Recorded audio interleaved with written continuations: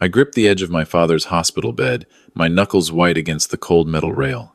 The steady beep of the heart monitor was the only sound I wanted to hear, but my phone kept buzzing in my pocket. Text after text. I knew who it was. I knew what she wanted.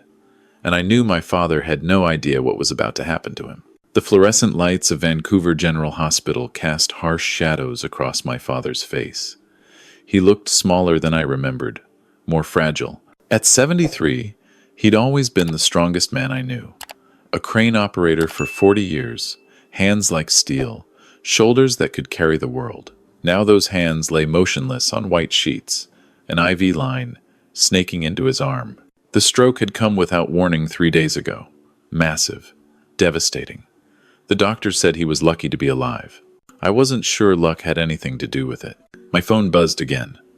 I pulled it out, already knowing what I'd see. Another message from Denise. My father's wife of 18 months. Where are you? It read. We need to talk about your father's care plan. Care plan. The words made my stomach turn. I'd been in Toronto when I got the call. Not from Denise, interestingly enough. From my father's neighbor, Mrs. Chen, who'd seen the ambulance. Your father collapsed in the driveway, she'd said, her voice shaking. They're taking him to Vancouver General. I thought you should know. Where's Denise? I'd asked. There was a pause. I haven't seen her, Michael. Her car's not here. I'd caught the first flight I could get. 5 hours of sitting in that airplane seat, my mind racing. My father and I had always been close, even after my mother died 10 years ago. He'd grieved hard, thrown himself into work, into his hobbies. For 8 years, he'd been alone. Then Denise appeared. She was 42 to his 71. Beautiful, charming, attentive. She'd met him at a community center yoga class, of all places. My father, doing yoga. I should have known something was off right then. Within 6 months, they were married. I'd tried to be happy for him. Tried to ignore the way she looked at his bank statements instead of his face. Tried to dismiss the feeling in my gut that screamed this was wrong. My sister Sarah had felt it too. She's too young, Michael, she'd said over coffee 2 months after the wedding. And she asks too many questions about Dad's investments. But our father was happy, or seemed to be. And who were we to interfere? He'd earned his happiness after a lifetime of hard work, after losing our mother. If he'd found companionship, even love, who were we to judge? Now, watching him lie unconscious in this hospital bed, I wondered if our silence had been kindness or cowardice. I stepped out into the hallway, pulling up Denise's contact. Before I could call, my phone rang. Sarah's name flashed on the screen. I'm at the house, she said without preamble. Her voice was tight, controlled. My sister had always been the calm one, the accountant who dealt in facts and figures. But I could hear something underneath now. Fear or anger. Michael, you need to hear this. What's going on? I came by to pick up some things for Dad. Clothes, his reading glasses. The house was empty, so I used my key. She paused. His office is completely cleared out. The filing cabinets, the desk drawers, everything. All his financial documents are gone. My hand tightened around the phone. What do you mean, gone? I mean, someone packed up every single paper. The safe is open and empty. His computer is still here, but the hard drive's been wiped. Her voice cracked slightly. Michael, where is Denise? That was the question, wasn't it? I'd called her the moment I landed in Vancouver. Straight to voicemail. I'd texted. Nothing. I'd even tried the house phone. No answer. For 3 days, while our father fought for his life in intensive care, his wife had been completely unreachable. I don't know, I said, but I'm going to find out. I hung up and pulled up Instagram. Denise was active on social media, always posting yoga poses, healthy meals, inspirational quotes. I scrolled through her feed, looking for anything recent. There, posted 4 hours ago. My blood went cold. It was a photo of a mimosa, the glass beaded with condensation, a perfectly manicured hand holding the stem. In the background, blurred but unmistakable, was a spa interior, marble floors, orchids, soft lighting. The caption read, Self-Care Sunday. Sometimes you just need to recharge. Self-Care Sunday. While my father lay in a hospital bed, fighting his way back from a massive stroke, his wife was at a spa, getting her nails done, drinking mimosas. I felt something shift inside me. That protective instinct that had lain dormant for years, the one that had made me check my father's seatbelt even when I was 8 years old, the one that had made me call him every Sunday without fail. It crystallized into something harder, something cold and sharp. This wasn't grief. This wasn't a woman overwhelmed by her husband's medical emergency, seeking a moment of peace to process her fear. This was something else entirely. I went back to my father's room. A nurse was checking his vitals, adjusting the IV drip. She smiled at me. That professional compassion that healthcare workers perfect. "Any change?" I asked. "He's stable. The swelling in his brain is going down. It's a good sign." She made a note on her chart. "Are you the son, Michael?" "Yes. Your father's wife called earlier. She wanted to know about his prognosis, his treatment plan. She had a lot of questions about power of attorney." My spine stiffened. "What kind of questions?" The nurse hesitated, clearly uncomfortable. "I really should let you speak with the doctor about that. But she was asking about decision-making authority. Who has the right to make medical decisions if he can't?" "And what did you tell her?" "That Dr. Morrison would need to discuss that with the family." She glanced at the door, then back at me. Her voice dropped.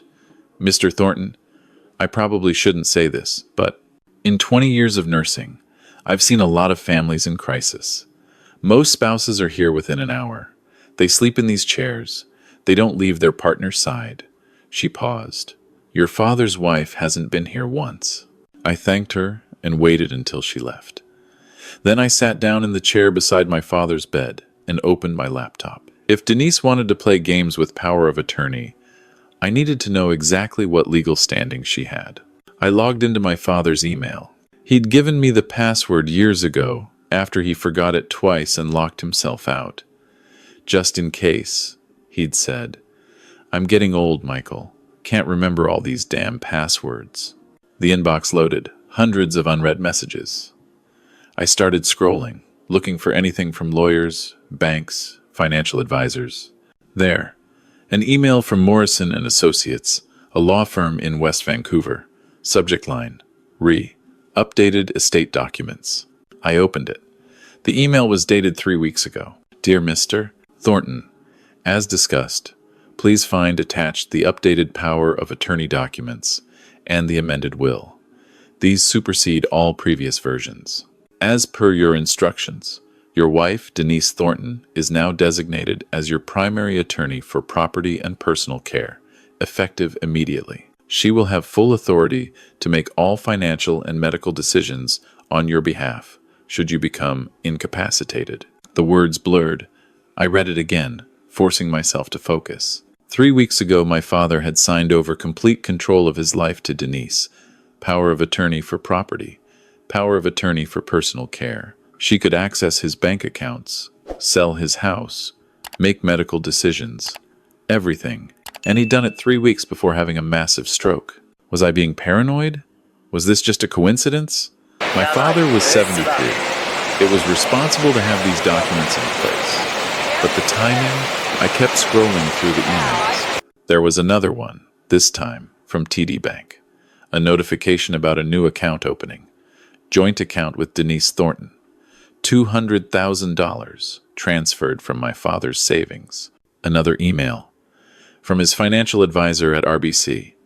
"I want to confirm your instruction to liquidate the following investments. A list of mutual funds, stocks, bonds, my father's retirement portfolio, almost $500,000, all converted to cash." When had this happened? I checked the dates. The account opening, 2 weeks ago. The investment liquidation, 10 days ago. The power of attorney, 3 weeks ago. This wasn't preparation for old age. This was a plan. My phone rang. Sarah again. "I found something," she said. She sounded breathless. I went through the garbage bins. Someone tried to shred documents, but didn't empty the shredder. "Michael, there's a prenuptial agreement." A prenup? My father had never mentioned one. I'd assumed in his rush to marry Denise, he'd skipped that step. "Yes, and it's very specific. In the event of divorce, Denise gets nothing. No alimony, no property settlement, nothing. She leaves with exactly what she brought into the marriage. My mind raced. But if he dies? If he dies while they're married, she inherits everything. The house, the life insurance, the investments, everything. Sarah's voice hardened. Michael, the prenup is dated 4 months after they got married, which means for the first 4 months, she would have gotten half of everything in a divorce. But Dad changed it. He protected his assets. Did he tell you about this? No, but I'm looking at it right now. It's signed and notarized. She paused. There's something else. There are bank statements here, from an account I don't recognize. Regular transfers of $5,000 a month, going back to before Dad even met Denise. To someone named Celine Marchant. Who's that? I don't know. But I'm going to find out. After we hung up, I sat in the dim hospital room, listening to the machines breathe for my father. My mind was putting pieces together, and I didn't like the picture forming. Denise meets my father. They marry quickly. For the first few months, she's entitled to half his assets. Then he adds a prenup that cuts her out completely if they divorce. So divorce is no longer profitable. But if he dies, and now, weeks before a massive stroke, he signs over power of attorney. He liquidates investments. He consolidates cash into joint accounts she can access. The stroke? Was it really a stroke? I stood up, pacing the small room.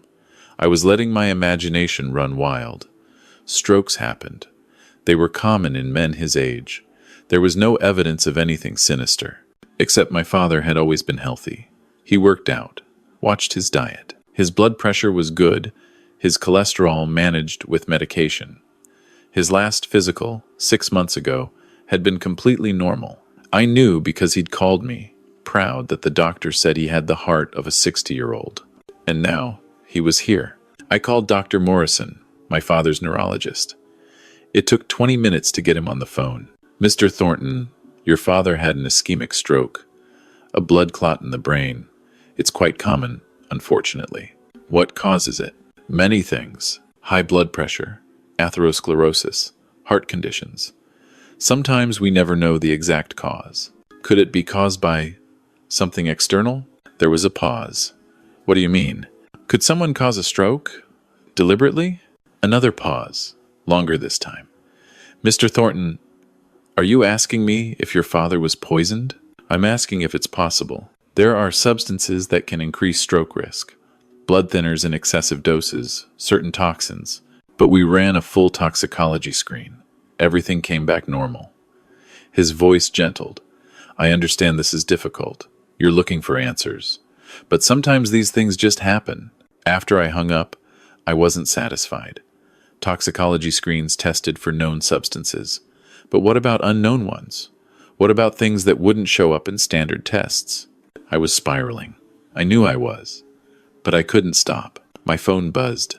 A text from an unknown number. Stop asking questions. Your father is fine. He's getting the best care.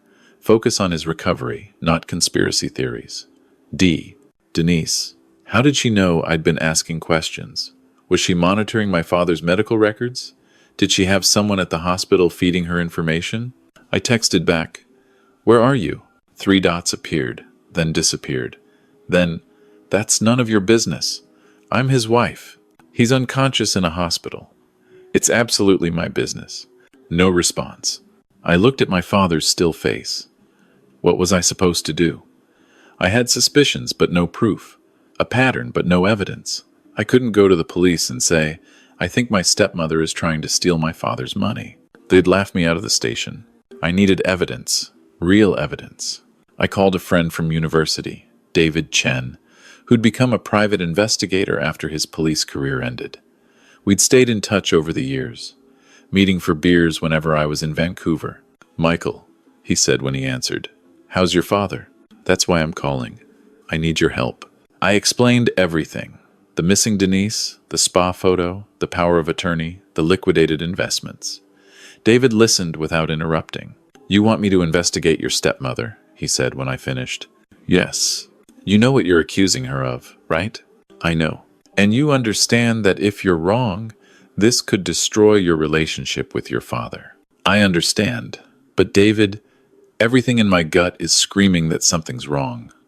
My father doesn't just sign over power of attorney and liquidate his entire portfolio on a whim. And his wife doesn't disappear to a spa when he's fighting for his life. Okay, David said. Give me 24 hours. While I waited, I did my own digging. I started with Celine Marchant, the name on those bank transfers Sarah had found. A Google search brought up a woman in Montreal, age 68. Her Facebook profile showed a pleasant-looking woman with gray hair, surrounded by grandchildren. I sent her a message, keeping it vague. Hello, my name is Michael Thornton. My father is Douglas Thornton from Vancouver. I came across your name in some of his records and wondered if we might speak. The response came within an hour. Please call me. She answered on the first ring. Is Douglas all right? Her voice carried a French accent, trembling with worry. He's had a stroke. He's in hospital. Mon Dieu. And that woman, is she there? My pulse quickened. Denise? No, she's not. Mrs. Marchant, how do you know my father? Your father. She paused. This is difficult. Your father and I, we were involved. For 3 years. We met online, both of us widowed, looking for companionship. He was so kind. We talked every day.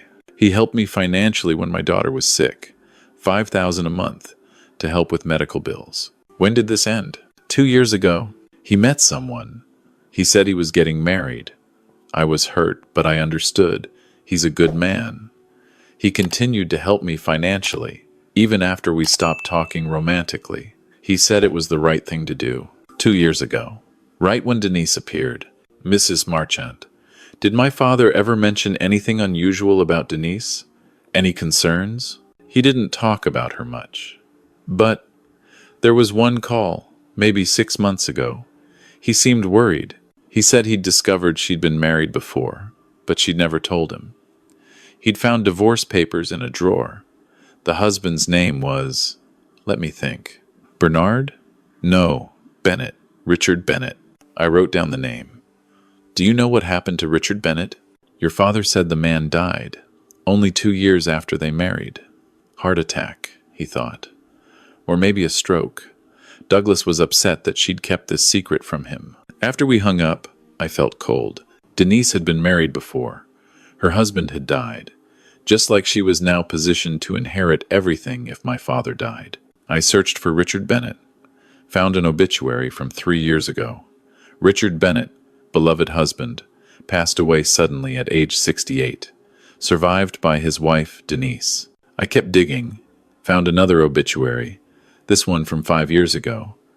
Thomas Ashford, 71, passed away unexpectedly, survived by his wife, Denise. Thomas Ashford, Richard Bennett, Douglas Thornton, 3 men, all older, all wealthy, from what I could piece together from their obituaries, all married to Denise, 2 dead within 2 years of marriage. And my father, my phone rang. David, Michael, where are you right now? At the hospital. Why? Stay there. Don't go anywhere. I'm 20 minutes away. David, what? Just stay there. He showed up 18 minutes later, a folder under his arm. We went to the hospital cafeteria, found a quiet corner. Your stepmother, he said, pulling out documents, has been married 4 times. Not twice. 4 times. He spread photos across the table. Denise, looking younger, standing beside different men at different weddings. Thomas Ashford died 5 years ago. Richard Bennett died 3 years ago. Martin Cole died 7 years ago. 3 dead husbands. And she was the sole beneficiary each time. Life insurance, property, investments. She walked away with approximately $2 million from Thomas Ashford, $1.5 million from Richard Bennett, and $3 million from Martin Cole. I stared at the photos. That's $6.5 million. From dead husbands? Yes.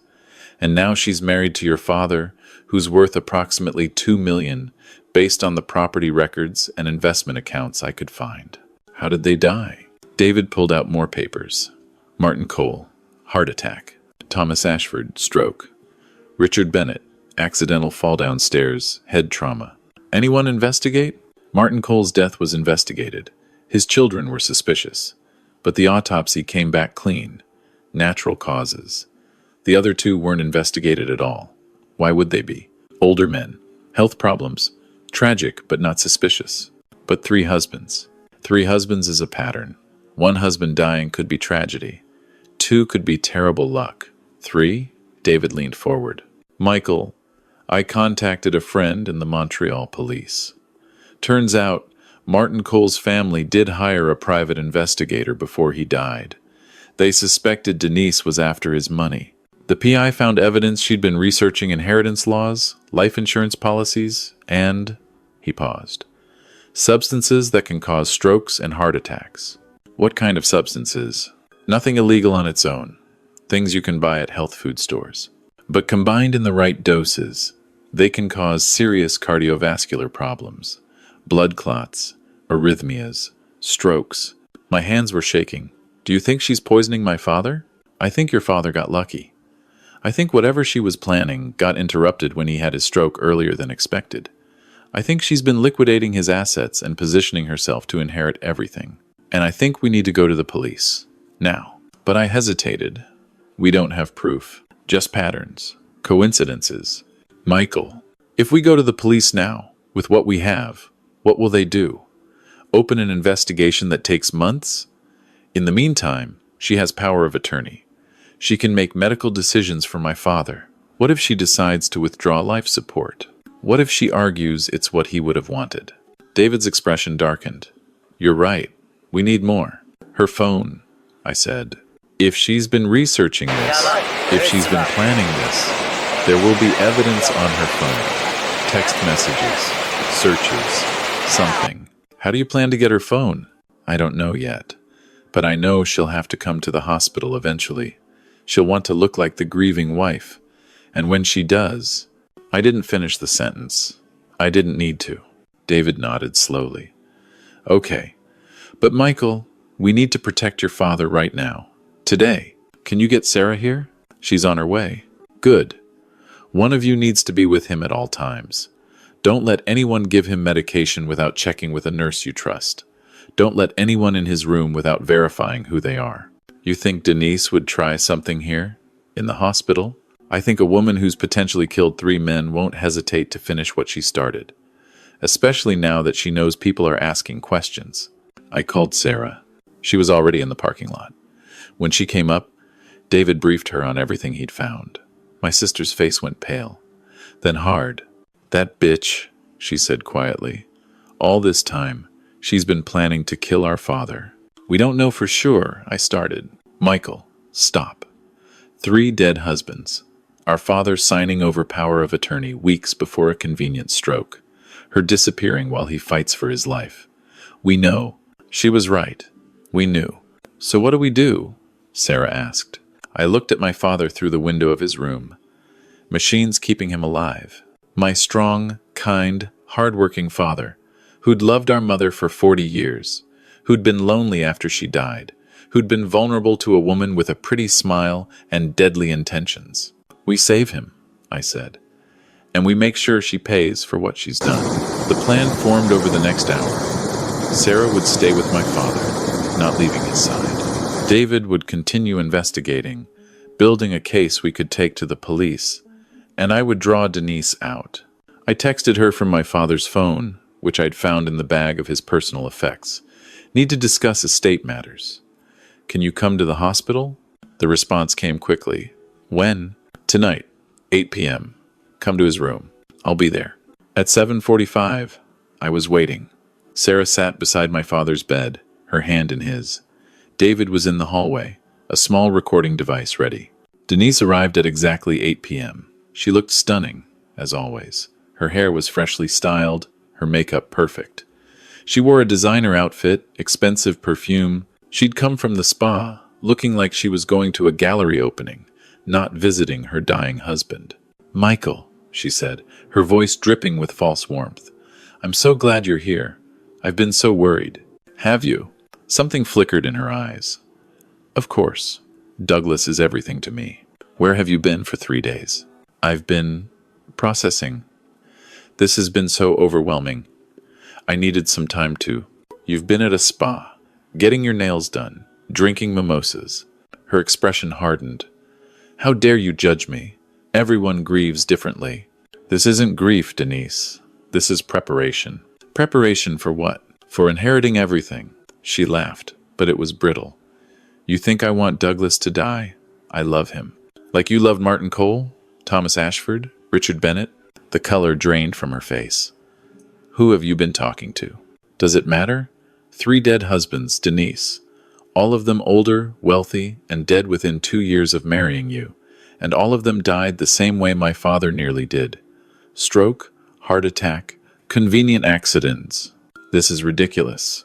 Those were tragedies. I grieved for all of them. Did you? Or did you spend their life insurance money on the next target? She took a step toward me, her voice dropping to a hiss. You have no idea what you're talking about. You have no proof of anything. I have enough to convince the police to look into it. Patterns are evidence, Denise, and your pattern is very clear. She glanced at the door, calculating. If you had real evidence, you would have gone to them already. You're bluffing. Am I? Let's find out. I pulled out my phone. I'm calling the Vancouver police right now. Let's see what they think about. She moved fast, grabbing my wrist. Don't. Why not? If you're innocent, you have nothing to worry about. Her grip tightened. Michael, listen to me. Your father and I had an agreement. He knew what he was doing. The power of attorney, the financial changes, all of it. He wanted me to have security. Security? You're 42. You don't need a 73-year-old man's money for security. Unless. I saw it then, the calculation in her eyes, the moment she decided how much to reveal. Unless I've earned it, she said quietly. Do you know what it's like, Michael? Being married to old men? Pretending to want them? To love them? It's work. Hard work. I deserve compensation. You're admitting it. You married them for money. I'm saying, I provided a service, companionship, care. And yes, when they passed, I was compensated. What's wrong with that? What's wrong is that they didn't just pass. You helped them along. Her eyes went cold. You can't prove that. Maybe not yet, but I will. And in the meantime, my father is not going to die, and you're not going to get a penny. She released my wrist, stepping back. You think you can stop this? I have power of attorney, Michael. I can make medical decisions. I can decide what's best for Douglas. And if I decide his quality of life isn't worth maintaining, you'd pull the plug. I'd honor what I know he'd want. No machines, no prolonged suffering, dignity in death. Except he's not dying. He's recovering. The doctors say he has a good chance. Doctors are wrong all the time. She smiled, and it was the most chilling thing I'd ever seen. Things happen in hospitals.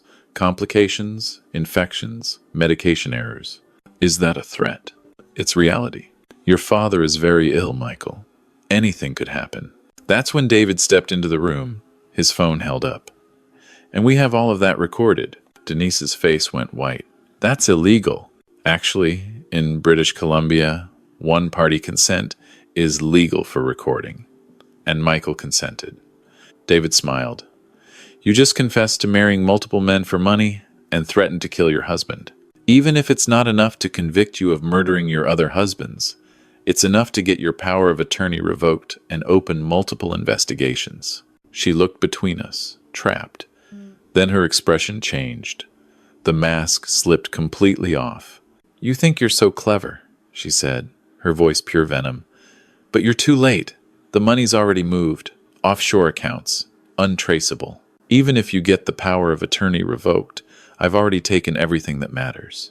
Not everything, I said. You don't have him, she laughed, a harsh sound. What good is he to you? Even if he survives, he'll be brain damaged, a shell. You'll spend years caring for an invalid, watching your inheritance drain away on medical care. I was going to give him a peaceful death. I was being merciful. Merciful. The word tasted like poison. You're insane. I'm practical. Men like your father, they have more money than they need. They're lonely, desperate for attention. All I did was provide what they wanted and get compensated for it. It's not my fault their hearts couldn't handle the excitement. The excitement you created with whatever drugs you were giving them. She shrugged. Supplements, vitamins, health foods, nothing illegal. If their bodies couldn't process them properly, well, that's unfortunate. Cocaine isn't illegal, I said, taking a calculated risk. Something flickered in her expression. Just for a second, but it was enough. I don't know what you're talking about. Blood thinners aren't illegal either. Neither are certain herbal supplements, but mixed together in the right doses, they can cause strokes, especially in older men. Did you know that, Denise? She said nothing. The police will figure it out. They'll do autopsies on your other husbands. They'll find the evidence, and you'll spend the rest of your life in prison. Good luck with that, she said, turning toward the door. I'm leaving, going somewhere you'll never find me, and there's nothing you can do about it. The money's gone, I'm gone. Enjoy taking care of your vegetable father. David moved to block the door. You're not going anywhere. I've already called the police. They're on their way. Her eyes widened. You can't keep me here. We can. Citizen's arrest. You threatened my father's life, and we have it on recording. She pulled out her phone. I'm calling my lawyer. Go ahead, I said. Call whoever you want, but you're not leaving this room until the police get here. For a long moment, she stood there, calculating her options. I could see her weighing the odds. Run, fight, talk her way out. In the end, she sat down in the chair across from my father's bed and crossed her arms. I'm not saying another word without my lawyer present. Smart, David said, because you've already said more than enough. The police arrived 15 minutes later. 2 officers, a man and a woman, who listened carefully as David played the recording and showed them the evidence he'd gathered. Denise sat silent, her face a mask. Mrs. Thornton, the male officer said, we'd like you to come with us to the station. We have some questions. Am I under arrest? Not at this time, but we strongly suggest you cooperate. She stood, smoothing her designer dress. As she walked past me, she leaned in close. You think you've won, she whispered, but your father's still a vegetable, and even if he wakes up, he'll never be the same. I've already destroyed him. Money was just a bonus. I watched her leave, flanked by police officers. My hands were shaking with rage and relief. Sarah came out of the room, tears streaming down her face. He squeezed my hand. What? Just now, while you were talking to the police. His hand moved, and he squeezed mine. Just a little, but... Michael, I think he heard everything. I think he knows we saved him. We went back into the room together. My father's eyes were still closed, but there was something different about his face. A slight relaxation, as if a weight had lifted. I took his other hand. Dad, if you can hear me, squeeze. Nothing. Then, barely perceptible, a pressure against my palm. He squeezed. The investigation moved quickly after that. With Denise's recorded confession and David's evidence, the police obtained warrants to exhume the bodies of her previous husbands. Toxicology reports showed elevated levels of substances that, while individually harmless, together created a deadly cocktail that induced strokes and heart attacks. Her computers and phones revealed years of research on inheritance laws, life insurance policies, and how to kill without leaving evidence. They also found her journals, detailed records of each husband, what they liked, what they feared, how much they were worth, plans for manipulation, timelines for when they'd become ready. It was methodical, clinical, terrifying. Martin Cole's children were notified. Richard Bennett's sister, Thomas Ashford's brother. Families who'd suspected but had no proof now had validation. Their loved ones hadn't just died. They'd been murdered. Denise was charged with 3 counts of first-degree murder and 1 count of attempted murder. Her trial made international news. Black Widow Killer, the headlines screamed. Woman poisoned 4 husbands for millions. During the trial, more came out. She'd grown up in poverty, bouncing between foster homes. She'd learned early that men with money would pay for attention, for the illusion of love. Her first husband had been legitimate, a love match, but he'd left her for a younger woman after she turned 35. Something broke in her after that. She'd decided if men were going to use women for their youth and beauty, she'd use them right back for their money. But it had escalated. The first husband, Martin Cole, she'd married genuinely intending to stay with him. He was kind, wealthy, lonely. But when he'd started talking about changing his will to leave more to his children, she'd panicked. The supplements had been an experiment. When he died, she realized how easy it was. After that, it became a career.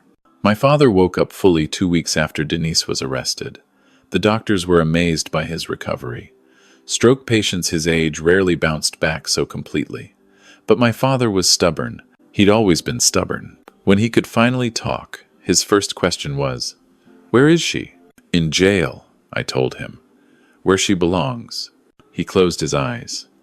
"I'm such a fool." "No, you're not. You're a lonely man who wanted companionship. She preyed on that. It's not your fault. I should have listened to you, to Sarah. You both tried to warn me. We weren't sure ourselves. We just had feelings. You had love, or what you thought was love." He looked at me, tears in his eyes. "Thank you, son. You saved my life. You'd have done the same for me. You did do the same for me. 1,000 times growing up." Over the following months, we worked to rebuild my father's life. Sarah and I hired lawyers to trace the stolen money. Most of it was gone, moved through shell corporations and offshore accounts. But we recovered about a quarter of it, enough to make sure my father was comfortable for the rest of his life. He sold the house. "Too many memories of Denise," he said.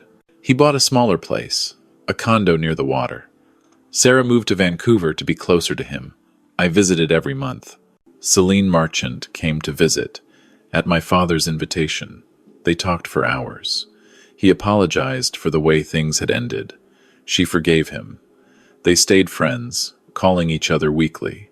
My father started volunteering at a seniors center, talking to other widowers about the dangers of rushing into relationships, about recognizing manipulation. He turned his pain into purpose. Denise's trial lasted 3 months. The evidence was overwhelming. She was convicted on all charges. The judge, in his sentencing, said he'd rarely seen such calculated cruelty. She was sentenced to life in prison with no possibility of parole for 35 years. She'd be 87 if she ever got out. As they led her away, she looked at me in the gallery. Our eyes met. There was no remorse there, no regret, just cold calculation. Even then, she'd failed this time. But I had the terrible feeling that if she ever got free, she'd try again. My father and I were sitting on his balcony one evening, watching the sun set over English Bay, when he said, "You know what I learned from all this?" "What's that?" "That love isn't about filling loneliness. Real love doesn't take, it gives." He looked at me. "Your mother gave. She gave every day of our marriage, gave her time, her energy, her heart. Never asked for anything in return except my presence. That's love." Denise took everything. My money, yes, but more than that, she took my judgment, my trust, my faith in people. She almost took my life. He paused. "But you and Sarah gave it back. You fought for me when I couldn't fight for myself. That's love too." I put my hand on his shoulder. "You're a good man, Dad. You deserve better than what she did to you." Maybe. But I learned something valuable. I learned that family is the only investment that actually matters. Money comes and goes, but family stays. We sat in comfortable silence, watching the sky turn orange, then purple, then dark. Somewhere in a prison in British Columbia, Denise was beginning her new life.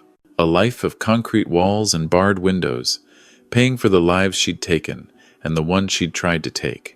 My father was alive. That was what mattered. He was alive, and we'd gotten justice. Not perfect justice, maybe. Some of the money was gone forever.